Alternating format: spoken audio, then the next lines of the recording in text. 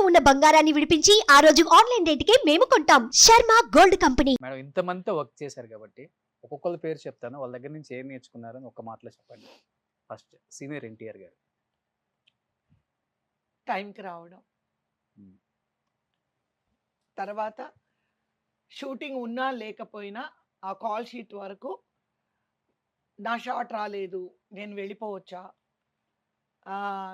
నన్ను ఎందుకు కూర్చోపెట్టారు, ఇలాంటి మాటలు మాట్లాడకూడదు.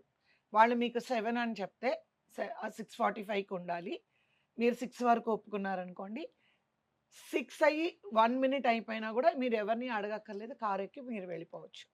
సూపర్. ఇది నేర్చుకున్నాను. నాగేశ్వరరావు గారు.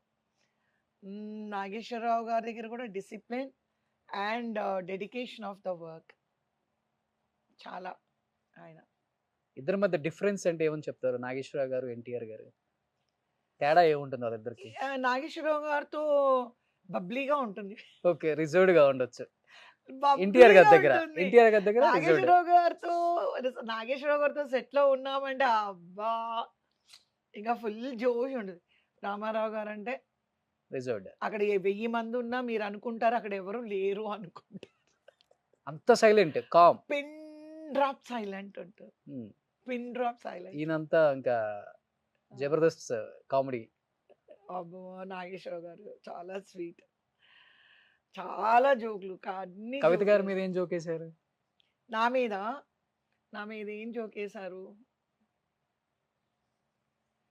నా మీద ఏం జోక్ వేయరు. ఎప్పుడు చూసినా నీ దగ్గర నేను పొట్టిగా ఉంటాను, నువ్వు నా షూటింగ్లోని చెప్పులు లేకుండా యాక్ట్ చేయాలని చెప్తా. ఓకే.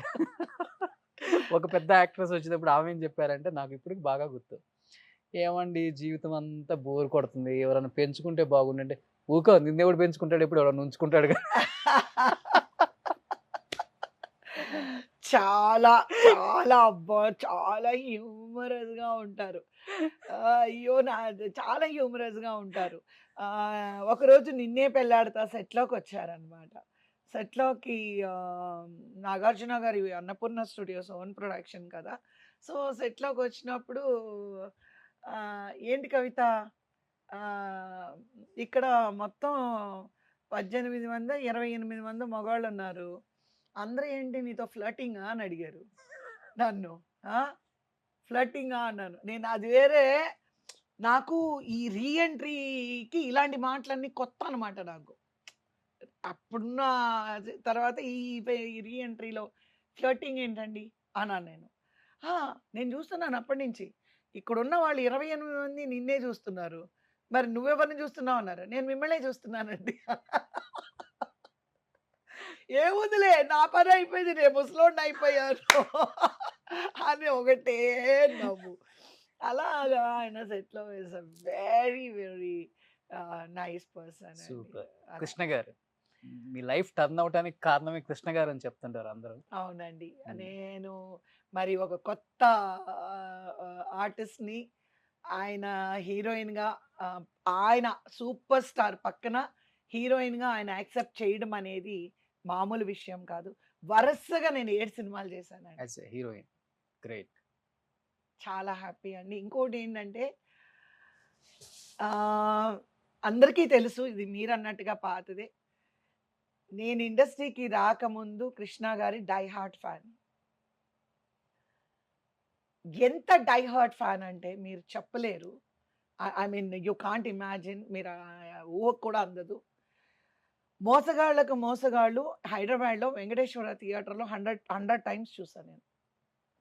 ఓకే.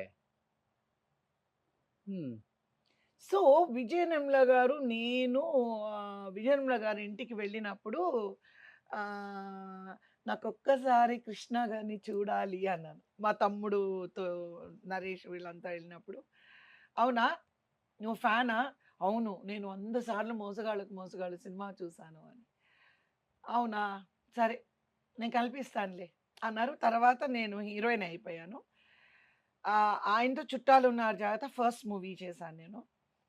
అప్పుడు 2-3 సార్లు భోజనం తీసుకొని విజయ నిర్మల గారు వచ్చినప్పుడు, కవిత నీకు నేను ఏదో ఒకటి చేయాలి, నువ్వు కృష్ణ గారి ఫ్యాను కదా, ఉండు నీ మీద ఒక కథ రాస్తాను అని నా మీద ఒక కథ రాశారు ఆవిడ. డాక్టర్ సినీ యాక్టర్‌లో నేను అందులో కృష్ణ గారి ఫ్యాన్. విజయనిర్మల గారికి నేనంటే ఎంత ప్రాణం అనేది చూడండి. ఓకే. అందులో ఏంటంటే ఈ అమ్మాయి ఎంతమంది ఏమంటారు పెళ్ళికొడుకులు చూసినా ఒప్పుకోదు. వద్దు. నాకు ఆ హీరో కృష్ణని పట్టుకొని రండి. నేను ఆ కృష్ణని పెళ్లి చేసుకుంటాను అని, ఆ రూమ్‌లో అంతా ఆ విజయ్ చిత్రాలు, అక్కడొచ్చిన ఫోటోలన్నీ రూమ్‌లో అంటించుకోవడము. అంటే నాగభూషణం గారు తిడతారు. "ఏమన్నా పిచ్చి పట్టిందే? అతను ఎవరో ఆర్టిస్టు. అతన్ని నువ్వు ఎలాగే పెళ్లి చేసుకుంటావు" అంటే, "నాకు తెలీదు. నువ్వు ఆ హీరో కృష్ణని తీసుకొస్తేనే నేను పెళ్లి చేసుకుంటాను" అంటారు. ఒకరోజు ఆ కృష్ణ గారిలా అంటే ఆయన ఎలా ఉంటారో అలాంటి మనిషినే నాకు పెళ్లి చూపులకొస్తారు. అది కృష్ణ గారొస్తారు. ఇంకేముంది నువ్వు కృష్ణలాగే ఉన్నావు. రా, రా, రా, రా అని పెళ్లి చేసుకుంటాను.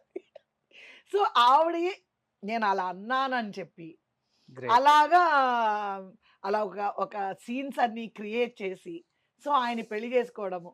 ఫస్ట్ నైట్ లోపలికెళ్ళిన వెంటనే, ఏంటి అక్కడే నిలబడ్డావు రా అనంటాడు. ఛీ!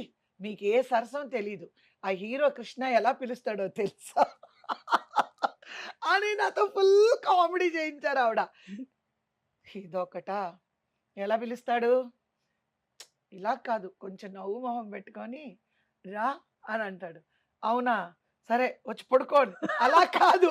అందంగా పిలవండంటే, ఈ పిచ్చోళ్ళు నాకెక్కడ దొరికారంటే, కాదు నేను ఇలా పాలు పట్టుకొస్తాను. మీరు తాగాలి అనంటే తీసుకొని కడగడం మొత్తం తాగేస్తాడు. ఛీ! ఆ హీరో కృష్ణ ఇలా చేయడు. ఏం చేస్తాడు? సగం తాగి సగం నాకిస్తాడు. బాబు ఇదెక్కడరా బాబు చచ్చిపోతున్నాను ఈ సినిమా పిచ్చి దాంతోని అని పోలీస్‌కి ఫోన్ పిచ్చి ఆసుపత్రికి ఫోన్ చేస్తాడు. ఓకే. తొందరగా రండి మా ఆవిడ బానే పెళ్లి చేసుకుంది.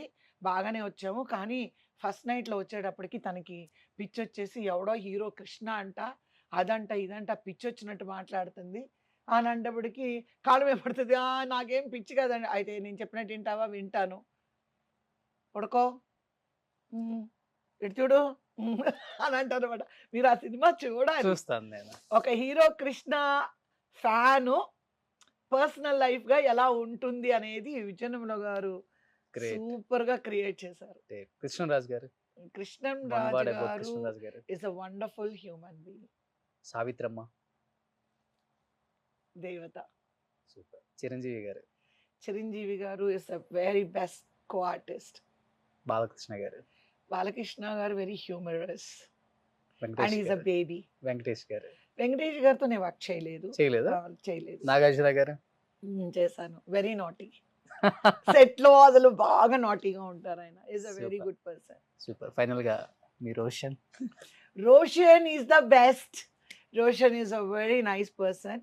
Roshan is a kind hearted. Thank you. మీరు ఇలాగే ఎన్నో మంచి ఇంటర్వ్యూలు చేస్తూ ఎక్కడ ఎవరిని నొప్పించకుండా, ఎవరిని ఇబ్బంది పెట్టకుండా, ఎవరిని బాధ పెట్టకుండా, వాళ్ళ బాధను అర్థం చేసుకొని, ఎలా అయితే ఇప్పుడు చాలా ఇంటర్వ్యూస్‌లో you are very nice, you are kind to everybody. మీరు అలాగే ఉండాలి.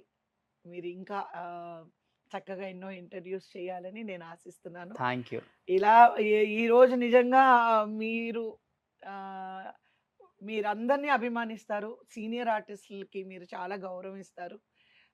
ఆ గౌరవంతోనే, ఆ నమ్మకంతోనే ఈరోజు మీ ముందు ఈ ఇంటర్వ్యూకి ఎందుకంటే రోషన్ గారు, ఈ ఇష్యూ అయిన దగ్గర నుంచి ఇంటర్వ్యూ అంటే ఎక్కడో చోట వాళ్ళ పేరు వస్తుందేమో అని భయపడి నేను తప్పుగా అనుకోకండి. వాళ్ళిద్దరి పేరు, వాళ్ళ మాట వస్తేనే కొంచెం టెన్షన్ పడుతున్నాను నేను. ఆ టెన్షన్ వల్లే కొంచెం అవాయిడ్ చేస్తున్నాను. కానీ తప్పలేదు. Finally you made my day. So డెఫినెట్గా మేము చాలా మందికి మీరు ఇన్స్పిరేషన్, చాలా మంది మహిళలకు కూడా. అందుకే ఈ మదర్స్ డే సందర్భంగా అసలు మీరు ఎంత స్ట్రాంగ్గా ఇంత పెద్ద ఇష్యూ జరిగినా కానీ బయటపడి మళ్ళీ ఇప్పుడు బీజేపీ పార్టీలో కావచ్చు, ఇటువైపు సినిమాల వైపు కావచ్చు, తమిళ ఇండస్ట్రీలో కావచ్చు, అండ్ ఫ్యామిలీని చూసుకునే విధానంలో కావచ్చు, ఇద్దరు కూతుర్లు, అందమైన కూతుర్లు మీలాగే ఒక మనవరాలు, ఇంతమందిని ఒక మహిళ, ఒక ఆడది తలుచుకుంటే ఏదైనా చేయగలదు అని చెప్పి నిరూపిస్తున్నారు మేడం ప్రజెంట్ సొసైటీకి. ఒకటి రోషన్ గారు, నేను no regrets in my life Roshan గారు. మంచి అమ్మా నాన్న, మంచి ఫ్యామిలీ, మా అమ్మ, నాన్నగారి ఫ్యామిలీలో 14 మెంబర్స్, అమ్మ ఫ్యామిలీలో 9 మెంబర్స్. నేను చాలా పెద్ద ఫ్యామిలీ నుంచి వచ్చాను. ఉమ్మడి కుటుంబం నుంచి వచ్చాను. దేవుడి దయ వల్ల నా ఇండస్ట్రీ, ఎంతోమంది ఇండస్ట్రీ గురించి చెడు మాట్లాడతారు. కొన్నిసార్లు నాకు చాలా బాధ అనిపిస్తుంది. ఇండస్ట్రీ, ఈ కళామ తల్లి, బంగారం లాంటి ఒక కళామ తల్లి. ఎంతోమంది ఈరోజు మీరు నన్ను ఈ ఇంటర్వ్యూకి పిలిచారు అని అంటే ఈ కళామ తల్లి వల్లే మీరు నన్ను పిలిచారు. కాబట్టి ఇండస్ట్రీని నేను మీ ద్వారా రిక్వెస్ట్ చేసుకునేది ఏంటంటే, మనము ఎలా నడుచుకుంటామో అనేది ముఖ్యం కానీ, ఇండస్ట్రీని బ్లేమ్ చేయడం కానీ, ఇండస్ట్రీని తూలనాడడం కానీ, ఇండస్ట్రీలో ఉన్న వాళ్ళని తూలనాడడం కానీ అది కరెక్ట్ కాదని నేను ఫీల్ అవుతున్నానండి. సో మీ ఛానల్ ద్వారా నేను Definitely గా. చెప్పదలుచుకున్నాను. బంగారం లాంటి ఈ కళామ తల్లి నాకెంతో చేసింది. ఎంతోమంది ఆదరాభిమానాల్ని నాకొచ్చేలా చేసింది. ఎన్నో అవార్డులు కానీ, రివార్డులు కానీ, ఆర్థికంగా కానీ, నాకు ఆర్థికంగా కష్టాల్లో ఉండే నేను ఇండస్ట్రీకి రావడం జరిగింది. ఆ కష్టాలన్నీ కూడా నాకు నా ఇండస్ట్రీనే నాకు తీర్చింది. సూపర్. ఒక్క పైసా కూడా మేము అప్పు చేయకుండా నాకు పనిచ్చి మమ్మల్ని మా ఫ్యామిలీ అంతా ఒక సెటిల్ అయ్యి అందరూ బాగున్నారు అని అంటే ఈ కళామ తల్లి చేసిన ఒక ఇచ్చిన ఒక మా అమ్మ ఇచ్చిన విద్య, ఈ కళామ తల్లి నాకు పెట్టిన ఒక భిక్ష అనేదే నేను చెప్తాను. అలాగే మా హస్బెండ్ ఫ్యామిలీ కానీ, మా హస్బెండ్ కానీ ఒక మంచి భర్త రావడం, బంగారం లాంటి పిల్లలు. మా పిల్లలు ఏంటంటే ముగ్గురు పిల్లలకి వాళ్ళకి ప్రేమ అనురాగాలు తప్ప వేరే ఏమీ తెలీదు. వాళ్ళకి వీళ్ళని చీట్ చేయాలి, వాళ్ళని చీట్ చేయాలి, వీళ్ళని ఒక మాట అనాలి, వాళ్ళని ఒక మాట అనాలి. ఏదైనా 4 మాటలు వాళ్ళే పడతారు కానీ ఒకళ్ళని ఎప్పుడు కూడా ఒక మాట అనరు. చాలా మంచి మనసున్న బిడ్డలు నాకు ఆ దేవుడిచ్చాడు. దేవుడు నాకు చాలా ఇచ్చాడు, చాలా ఇచ్చాడు. చాలా తృప్తినిచ్చాడు. మంచి భర్త, మంచి ఫ్యామిలీ, మంచి ఇండస్ట్రీ, మంచి ప్రొడ్యూసర్స్, మంచి డైరెక్టర్స్, మంచి హీరోస్, మంచి కొలీగ్స్, మంచి ఫ్రెండ్స్. అంత చేసి ఈ ఒక్క చిన్న విషయంలో, ఈ సునామీలో వాళ్ళిద్దరూ వెళ్ళిపోవడం అనేది,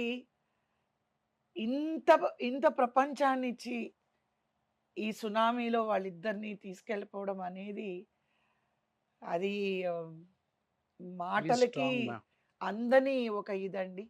సో ఇప్పటికీ మా ఇండస్ట్రీని కానీ, నా ఫ్రెండ్స్ని కానీ, నా బిడ్డలకి మీ అందరి ఆశీర్వాదం కావాలి, నాకు మీ అందరి సపోర్ట్ కావాలి, మళ్ళీ బిజీ అవుతారు మేడం, డెఫినెట్ గా బిజీ మీ అవుతారు. అందరి బ్లెస్సింగ్స్ నాకు కావాలి. సూపర్. మీ ద్వారా అందరినీ అడుగుతున్నాను. మీకు, మీ యాజమాన్యానికి, మీ టెక్నీషియన్స్కి నా హృదయపూర్వక కృతజ్ఞతలు తెలియజేసుకుంటూ, మీ ద్వారా ఇటువంటి ఒక మంచి కార్యక్రమంలోని ఒక మంచి తల్లిగా మీరు నన్ను పిలిచినందుకు ప్రతి ఒక్క తల్లికి కూడా నేను హృదయపూర్వకంగా పిల్లలు, భర్త మనల్ని కావాలనుకుంటాడు, మనం భర్తని కావాలనుకుంటాం. కానీ మనకి ముఖ్యం మనల్ని నమ్ముకొచ్చిన బిడ్డలు. ఆ బిడ్డల కోసమైనా ఇటు తండ్రి లేకపోయినా తండ్రి కాపాడుకోవాలి, తండ్రి లేకపోయినా తల్లి కాపాడుకోవాలి. ఆ బిడ్డల్ని మాత్రం ఎవరు కూడా రోడ్ల మీద వదిలేయకండి. ఆ బిడ్డల్ని చల్లగా చూడండి, బిడ్డల్ని బాగా చూసుకోండి. ఒక మంచి తల్లిదండ్రులుగా అందరూ ఉండాలని నేను మనస్ఫూర్తిగా కోరుకుంటున్నాను. Super. Thank you. Thank you madam, thank you so Thank much.